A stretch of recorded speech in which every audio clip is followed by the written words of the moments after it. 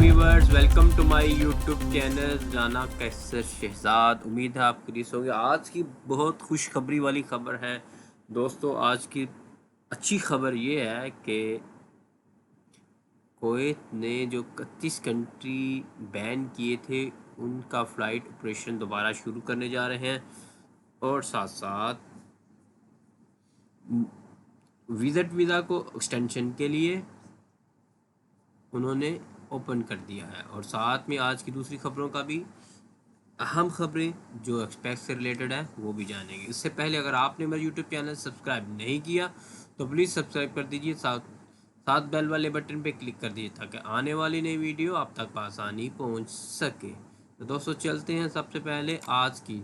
अगले हफ्ते 31 ममालक जो हैं 32 ममालक बंदी उठाने से मुतल्लिक फ़ैसला किया गया। आज की जो मजलिस वज़ार की जो मीटिंग हुई है कैबिनेट्स की, उसमें ये फ़ैसला कर लिया गया है कि अगले हफ्ते में जो 31 मुल्क है उनको खोला जाए ताकि उनकी फ़्लाइट ऑपरेशन शुरू किए जाएँ और उनके क्या मराहल हैं, ताकि इससे जो दूसरे ममालिक को फ़ायदा हो रहा है वो कुवैत को हो, ताकि जो लोग वहाँ पे स्टे करके इधर आए हैं तो उससे इकानमी को फ़ायदा होगा। तो ये तजवीज़ जो सामने आई है ये फिनांस मिनिस्टर की तरफ से आई थी। तो उन्होंने कहा जी ऐसा करके आप 32 मलके खोला जाए उनको आवासी इक़दामात के तहत, और उनमें से जो लोग अभी आना चाहेंगे वो अभी नॉर्मल जो तरीक़ाकार होगा वो ऑलरेडी मैंने पहली वीडियो में बता दिया हुआ है कि उसके लिए आपको क्या कुछ रिक्वायर्ड होगा।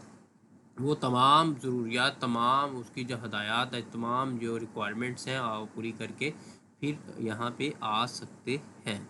तो आज का ये बड़ा ऐलान था कि अल्हम्दुलिल्लाह के फ़्लाइट्स ओपन होने के इम्कानात जारी हैं। तो दूसरी आज की बड़ी खबर ये है कि दोस्तों विज़िट वीज़ा और रहाइश में मज़ीद 3 माह की तोसी के लिए जो लोग कुवैत में विज़िट वीज़ा पे आए थे, अपनी एक्सटेंशन लेके यहाँ पे रह रहे थे कुछ काम के सिलसिला में या स्टडीज़ के सिलसिला में या कुछ भी बसिलसिला रोज़गार, तो उनका विज़िट वीज़ा एक्सटेंशन ख़त्म हो जाता, या जिन बच्चों का या फैमिली का एक्सटेंशन विज़िट वीज़ा था पहले वो अभी टेम्पररी तौर पर उसको क्लोज़ कर दिया गया था, तो अभी वो विज़िट वीज़ा रहाइश में माह की तोसी के लिए अभी हो सकती है। अभी 25 अगस्त से इंसानी बुनियादों पर फंसे हुए खराजाओं वगैरह जो फंसे जो लोग हैं उनको अभी दी जाएगी। देखते कि अमूर नायब वज़ीर और वज़ीर दाखिला अनस अल सबा को एक हाथ तजवीज़ पेश किया गया कुवैत के अंदर रहने वाले तमाम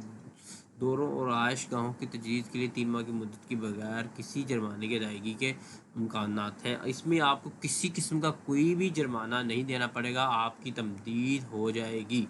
तो दोस्तों आज की ये दूसरी बुरी खबर थी और बहुत ही अच्छी खबर है हम ओवरसीज़ के लिए, एक्सपेक्ट के लिए जो तमाम अपने मुख्तलिफ इंडिया, पाकिस्तान, नेपाल, श्रीलंका और दूसरे मुल्क से यहाँ पे काम के सिलसिला रोज़गार में आया है। दोस्तों लास्ट में जो मैं आज की खबर है तो थोड़ी आप संजीदा है, लेकिन आप उस खबर में ये है कि जैसा कि आप जानते होंगे कि पिछले हफ्ते हुकूमत कुवैत ने एक गोला जो पास किया था कि 60 साल से जो ज़्यादा उम्र के लोग हैं उनका अभी रेजिडेंसी ट्रांसफ़र नहीं होगा, उनका इकामा नहीं लगेगा।